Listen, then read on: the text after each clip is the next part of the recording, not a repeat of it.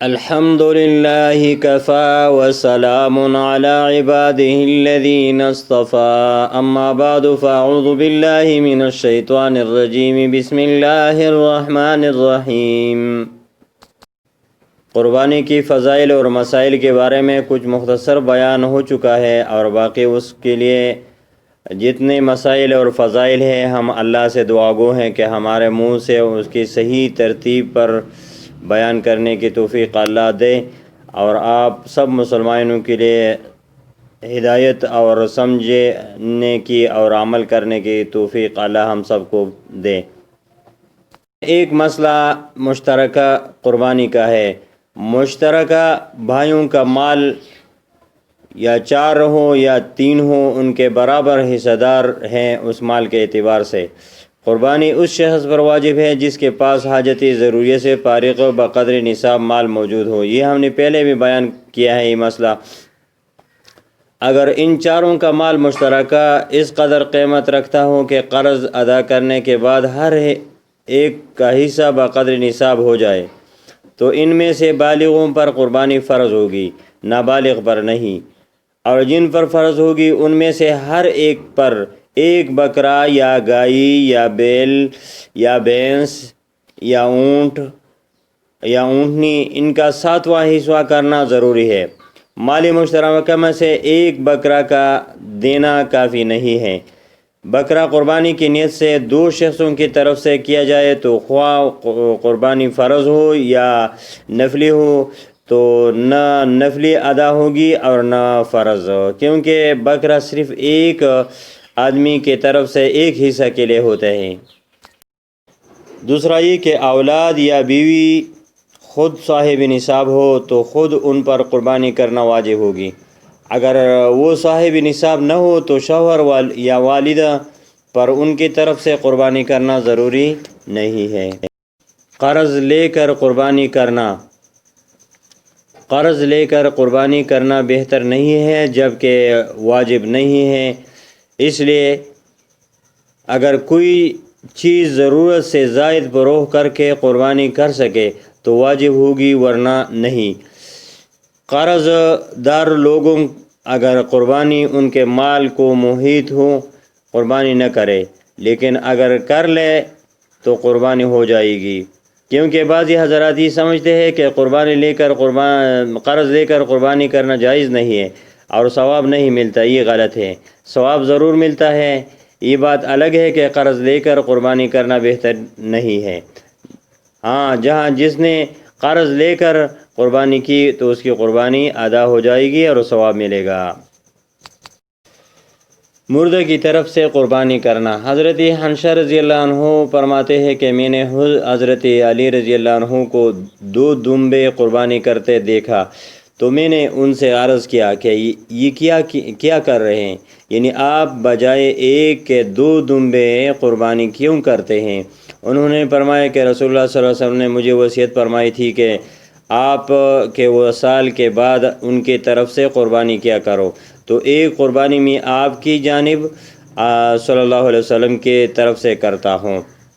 حضرت علی رضی اللہ عنہ ایک دمبے کی قربانی تو اپنی طرف سے کرتے تھے اور دوسرے کی آن حضرت صلی اللہ علیہ وسلم کی طرف سے۔ معلوم ہوتا ہے کہ حضرت علی رضی اللہ عنہ کا یہ ہمیشہ کا معمول تھا کہ حضرت صلی اللہ علیہ وسلم کی طرف سے ہر سال قربانی کرتے تھے۔ میت کی طرف سے صدقہ افضل ہے یا قربانی؟ قربانی کے دنوں میں میت کے ایصال ثواب کے لیے پیسہ وغیرہ صدقہ کرنے سے قربانی افضل ہے، کیونکہ صدقہ خیرات فقط مال کا ادا کرنا ہے اور قربانی میں مال کا ادا کرنا بھی ہے اور فدا و قربانی کرنا بھی ہے، تو اس لیے قربانی افضل ہے۔ قربانی میں شرکت کا طریقہ۔ قربانی کا جانور خواہ پہلے سے متعین کر لیا جائے یا ایام قربانی میں خرید لیا جائے، دونوں صورتیں جائز ہیں، لیکن اگر متعین کرنے والا صاحب نصاب نہیں، اس پر اس جانور کی قربانی کرنا واجب ہو جاتا ہے۔ اگر صاحب نصاب ہے اور قربانی کے دنوں سے پہلے اس نے جانور خریدا اور اسے بطور نظر قربانی کے لیے متعین کر لیا تو اس پر بھی اس جانور کی قربانی واجب ہوگی اور نصاب کی وجہ سے دوسری قربانی واجب ہوگی۔ اگر بطور نظر تعین نہیں کی تو اس کے ذمہ صرف ایک قربانی واجب ہوگی اور تعین بھی لازمی نہ ہوگی۔ شرکت کا افضل طریقہ: گائے بڑے جانوروں میں شریک ہونے والے خریدنے سے پہلے شریک ہو جائیں اور پھر جانور خریدے تو یہ افضل ہے، بہت بہتر ہے۔ اور اس حکم میں یہ صورت بھی ہے کہ خریدنے والا اس نیت سے خریدے کہ ایک حصہ یا دو حصہ اپنی قربانی کے لیے رکھ لوں گا اور باقی حصوں میں دوسروں کو شریک کر لوں گا، یہ بھی جائز ہیں۔ لیکن اگر اس نے بغیر کسی نیت کے خرید لیا، بعد میں دوسروں کو شریک کر لیا تو اس کو جواز میں بعضی اختلاف ہیں، لیکن راجح جواز کے ہیں۔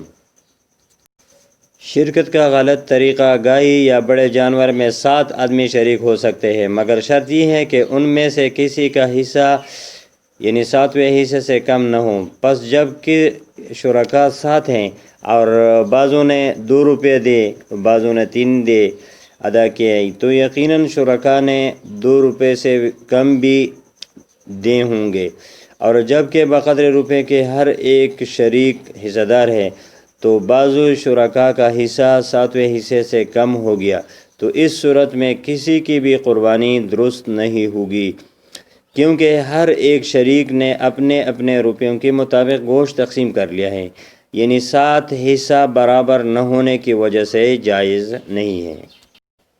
ذبح کرنے کے بعد شرکت: ایک گائے میں 7 حصہ متعین کر کے ذبح کر لی۔ گوشت تقسیم کرنے کے بعد ایک شخص آیا، کہنے لگا مثال کے طور پر ایک حصہ مجھے کر دو، تو ایک شخص نے اپنا حصہ اس کو دے دیا۔ یہ قربانی ذبح ہونے کے بعد پھر حصہ تغییر اور تبدیل درست نہیں ہے، قیمت واپس کر دینی چاہیے۔ نابالغ، پاگل، غریب اور مسافر شرعی پر قربانی واجب نہیں ہے، لیکن اگر غریب یا مسافر اپنی طرف سے قربانی کر دے تو جائز ہے اور بڑا ثواب ہے۔ سودخور کے ساتھ قربانی میں شرکت نہیں کرنی چاہیے۔ قربانی کی جانور کی عمر: قربانی کے جانور کی عمر متعین ہے۔ بکرا 1 سال کا، گائے، بیل، بھینس وغیرہ 2 سال کی، چونکہ اکثر حالات میں جانوروں کی صحیح عمر نہیں معلوم ہوتی، تو اس لیے ان کے دانتوں کی عمر معلوم کرنے کا اور اس پر عمل کرنے کا احتیاطاً حکم دیا گیا ہے۔ دانتوں کی علامت اسی ہے کہ اس میں کم عمر کا جانور نہیں آ سکتا۔ اگر کسی کے گھر میں ایک بکرا ہے اور اس کے 1 سال اور 8 دن ہو گیا ہے یا 9 دن ہو گیا ہے مثال پہ طور، اور اس کا پکا دانت جو ہے وہ نہیں نکلا، تو اس پر بلا شک و شبہ قربانی واجب ہے اور قربانی اسے ہو سکتی ہے۔ جس بکرے کی عمر معلوم نہ ہو تو اس کے لیے 2 دانت ہونا یہ لازمی ہے۔ وآخر دعوانا ان الحمد للہ رب العالمین۔ اگر ویڈیو اچھا لگا ہے تو ثواب کی نیت سے شیئر کریں اور چینل کو سبسکرائب کریں۔ شکریہ۔ السلام علیکم ورحمۃ اللہ وبرکاتہ۔